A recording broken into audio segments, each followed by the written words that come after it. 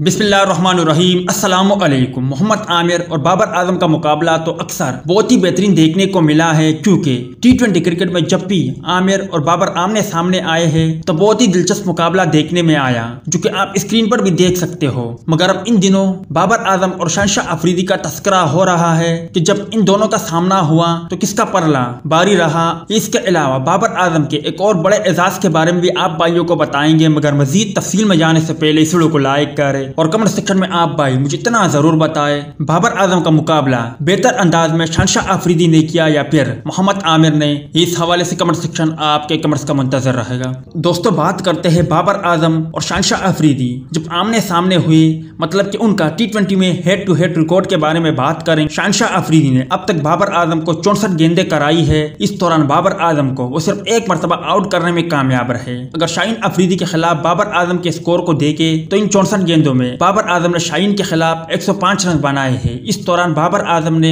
17 चौके जबकि एक शानदार छक्का भी बाबर आजम ने शहंशाह अफरीदी को लगाया है। इस दौरान अगर बाबर आजम की एवरेज को देखे तो वो 105 और उनका स्ट्राइक रेट 164 रहा है, मतलब कि दोनों के माबेन अच्छा मुकाबला देखने को मिला। दूसरी जानिब बाबर आजम के एक और एजाज की बात करें तो बाबर आजम के पास सुनहरी मौका है कि अपने आने वाले 7 टी20 मैचों में अगर बाबर आजम ने मजीद 137 रन बना लिए हैं तो बाबर आजम तेज तरीन 7000 टी20 रन बनाने वाले बल्लेबाजों की फहरिस्त में पहले नंबर पर आ जाएंगे। अब आप भाई बेहतर तौर पर बता सकते हो कि क्या आने वाले 7 टी20 मैचों में बाबर आजम क्या 137 रन बना पाएंगे या नहीं। इस हवाले से कमेंट सेक्शन आपके कमेंट्स का मुंतजर रहेगा।